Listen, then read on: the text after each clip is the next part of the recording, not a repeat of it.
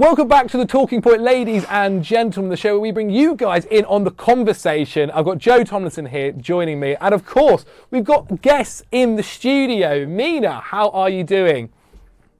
I'm good, guys. Hope you lot are doing well too. Amazing. Very well, thank you. Very well. Now, we're here to talk about a certain soon-to-be Manchester United player. 6'6". Can you believe it? After 5 years ago, Joe Tomlinson found a player in the wilderness.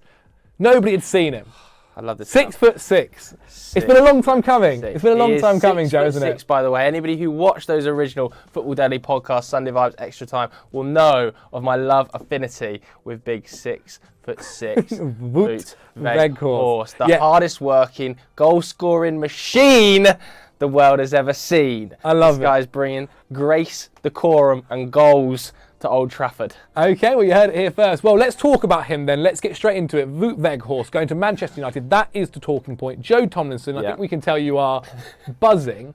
But if I went to you, Manchester United to get him on loan for 6 months, a striker from Burnley. Yeah. What would you be thinking? Is he called Wout Weghorst? Well, originally. Then I'm excited. Look, let's be real. I'm hyping him up here because I have a personal love of Wout Weghorst. On paper, it's a bit of a bizarre signing, isn't it? But I think the deeper you look at this move, the more understanding I have that it's actually fine. It is a fine signing for Manchester United. Proven track record in one of Europe's top 5 leagues. I think during his time in the Bundesliga, only Robert Lewandowski scored more goals than him.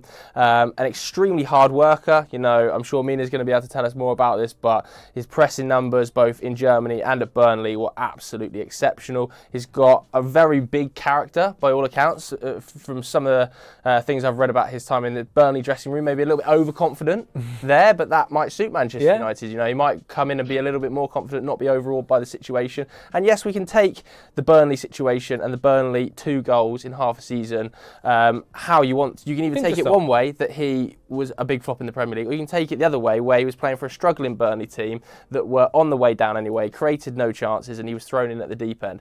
So I'm looking at his overall impact here, and I think, you know, if he can come off the bench and impact a few games, and we can use his physicality and his hold-up play and the way he brings people into the game, and he can work hard for us, I have no issue at this low cost, because it's going to open the door to a proper number 9 in the summer. Interesting. Mina, how are you feeling about it? Because obviously this wasn't a striker that you guys targeted in the summer. It's also somebody that isn't like Cody Gakpo, who you guys were interested in just a couple of weeks ago. How do you feel about it? Do you think it's just a quick fix for now? Do you think it'll work out? Do you think he'll be the main man, or more of a substitute appearance when Martial's eventually injured? Yeah, no, I think it's another short-term stopgap. Like, we've seen it a lot with Manchester United when it comes to signing strikers, especially over the age of 32, 33, or just above 30, that they sign strikers on a short-term idea for a long-term problem that we've had. And you know, we know that the club is going through a restructuring process right now. They're up for sale. You know, the owners are looking to leave after, you know, a long overdue time that they've spent at the club. And I would never have expected them to turn around and invest 30, 40, 50 million in a January signing, because when you look back in 2020 when we bought Bruno Fernandes, we spent around 47 million in the January transfer window, but we had about 300 million cash in bank. So it made sense for the club to be able to afford to buy, you know, someone of that caliber for that kind of price tag. But when you look at the half year results this year, we've got, I think, is like less than 20 million cash in bank. I think it's around 24 million cash in bank. So I would be very shocked to see Manchester United to go and then sign someone in the January. So a short-term deal like this makes sense. I don't want to butcher his name, because the last time I was on Football Daily, I did mispronounce a player's name. But in terms of his attributes that he brings, I totally agree with Joe. I think he brings something different. People look at him and think, okay, 6'6", he's got large physical stature. It's what we're missing right now. This season we saw Harry Maguire go up front as a striker in a game that we needed a goal, because we simply did not have a target man in the box. And I feel like he will bring something different. And when he was at Wolfsburg, he was not limited to being like a target number 9, where he was just in the box and people were just lobbing in crosses to him, similar to what we were doing with Maro and Fellaini, if you guys remember that time at Manchester United. But he wasn't doing that at Wolfsburg. He was very much a target number 9, but he was able to link up, play back to goal, 1-2 passing. And for someone that's quite tall and quite large in his physical stature, he moves quite quick. So he was able to get in behind the defense quite often. He didn't score a load of goals with headers. I think it was like 24% of his goals or 23%. The rest was alternated mainly between his predominant foot and his weaker foot. But that just shows the different kind of attributes that he brings. He's a different player, I think, to Anthony Martial. I think Anthony Martial will continue to be our starting striker, but if he gets injured, we know that Rashford is not really that comfortable at the moment playing as a 9, and he's admitted it quite a few times this season. So I would rather have someone that we could plonk up there and can do a better job than someone who's uncomfortable playing in that position. No, I think the move makes perfect sense. And again, a 6-month loan move. We don't know the full details just yet. There could be an option to buy if it goes swimmingly well. I think the whole point that it gives you something different it is really, really good. Tomlinson, obviously, when you're looking at him coming in, Mina kind of mentioned it there. He isn't necessarily just a guy that is there for the long balls and there to beat a man. Because that's what he's going to get painted as. Indeed, 100%. And that's just how the media kind of do it. Once someone's above 6'4", they're suddenly the guy that's the ball's being lumped into. How do you think he'll fit exactly? Do you think he'll find a really good relationship with one person in particular? How will he work with Rashford, who at the moment is that kind of star guy on the left? I love the idea of him working with Rashford. I love the idea of Rashford working off a striker. I always have. I think he works best in the half spaces when he can cut inside. I think he works best when he's getting in behind. And I think Weghorst, people are going to say he's going to win flick-ons, all this. I don't think that's not how Erik ten Hag plays football. Yeah. Erik ten Hag is going to rotate possession. He's going to suck teams into a press that's kind of wrong and then be able to break quickly and use players like Weghorst to bop 1-2s off and things like that. And that's basically what he'll be looking to do. I totally agree with Mina. Martial is going to be the number 9, but he offers a different style to what Manchester United have currently got on their books. It's very low cost, and I said it earlier, and I'll repeat this, that I would rather go for a player on a short-term contract if it meant getting our ideal number 9 in the summer. I don't want to waste a load of money now on a player that's not quite a 9, he's a bit of a winger. We've got enough of them. It's Rashford can play out there, Martial can play out there, Garnacho can play out there, Sancho's to come back, Elanga, Anthony. We need a number 9. I would rather we had a short gap in there and then use the money we could have wasted in January on Victor Osimhen or on Harry Kane in the summer. I think it's much smarter to do that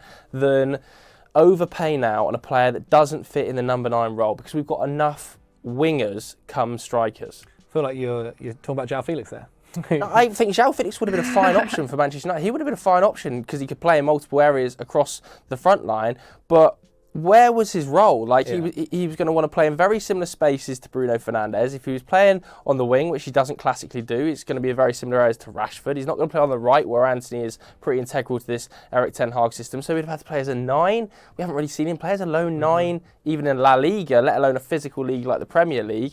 I think he'll be good for you. He will be good, but he's not. He's a creator more than he's a goal scorer, first and foremost. And United just need a blood and thunder number 9 goal scorer who lives and breathes goals. That seems to be Weghorst. Maybe not from his Burnley time, but it's definitely at his Besiktas time at the moment, where he is currently. Obviously, they've got to sort out deals. Hey, let's not disrespect the Super League. No, let's disrespect it because it is rubbish. Wow. Okay, it's rubbish. Not from me. That from Tomlinson. Mina, you don't have to give your opinion on the Super League. It's absolutely fine.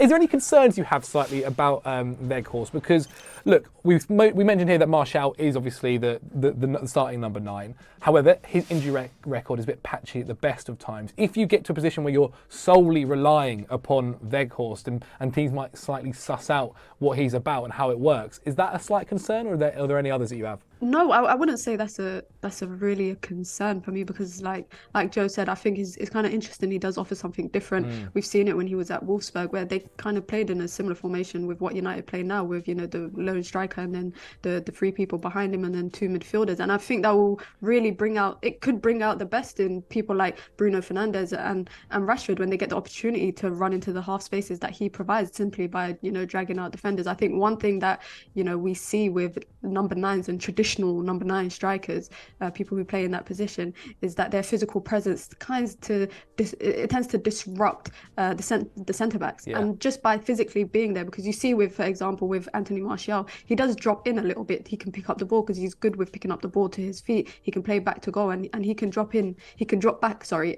quite often. And with that, it doesn't create a lot of space for people to run in behind. And when he does do it, it does create space for players to run in behind. And we've seen it with Rashford. A few goals that he scored this season comes from something similar. So I think we might see a little bit of that. But to be honest, my biggest concern is that it's just another United stopgap. We've seen it so many times with our striking options. We brought, I think it was Ighalo on a loan. We brought Ibrahimovic. We brought Falcao. We brought Ronaldo. We brought Cavani. All of them significantly above 30. And it was meant to be a temporary thing. And, you know, for example, Cavani, we brought him in on a 1-year deal and then he extended. And then we brought in Ronaldo and then Cavani barely played. He had his own issues off the pitch. Whatever. I really think United have to address the striker issue that we have. Definitely. We've tried to address it in the past with Romelu Lukaku. That just didn't work out. And that's acceptable. At least, we invested in somewhat of a number 9. But I think the biggest concern for me is that the back end problems at Manchester United might impact how this deal works out, because if they still don't get a sell over the line in terms of the club and new ownership, we might see Weghorst still at Manchester United in the summer. We might see it. Like we just don't know what to expect. So I think that's a big part. That's a big part that plays into it. If he's here for 6 months, and I think Erik ten Hag has emphasised the need for depth, because you look at our bench right now and we're running kind of thin when we take off the likes of Martial. Who goes up front? If we take off Rashford in that game, we might see Elanga playing as a false 9. We've seen Bruno in the past playing as a false 9. So Erik ten Hag has emphasised the need for reinforcements, and I think he's very much aware that Manchester United are not working with much this transfer window. But this can definitely be one of those ones where it's a 6-month loan and it works out at the time, but there's no need to go past it after that 6 months. I love it. I'm excited. I'm interested to see it. I love it. Manchester United, are you listening? Listen to me now. No more than 6 months, even though Thompson might want longer, depending on how things go.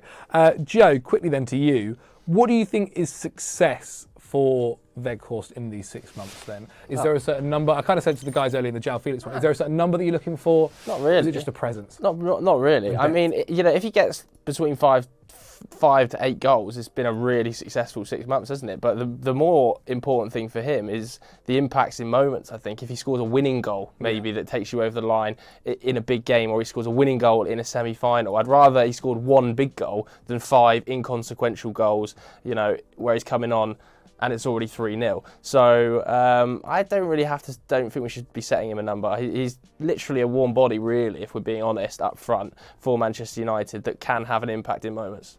Are you going to get Weghorst on the back of a Man United shirt? Yeah, 100%. If Weghorst at Man United, 100%. Give him the number 7. Give him the number 7. I want to see 6'6", 7. Please. Okay, Mina, to finish us off here then, if Weghorst is the last signing you get in January, or the only signing you get in January, he will be. Would you be okay with that? You think that's okay, or do you think there are slightly other issues you need to look at? No, I wouldn't be okay with it, and I don't think any fan would be happy with it, simply because to compete, I think we need the reinforcements in our team, and I feel like the board might be setting up Ten Hag, especially with his desire to win some sort of silverware this season, the FA Cup, the Carabao Cup, something, and he's already emphasised quite a few times how thin the squad is and how important it is for reinforcements. So if he is the only signing, which it probably is, because like I said, we ain't got no money, we're poor, we're broke, and I don't see them investing in something that they are trying to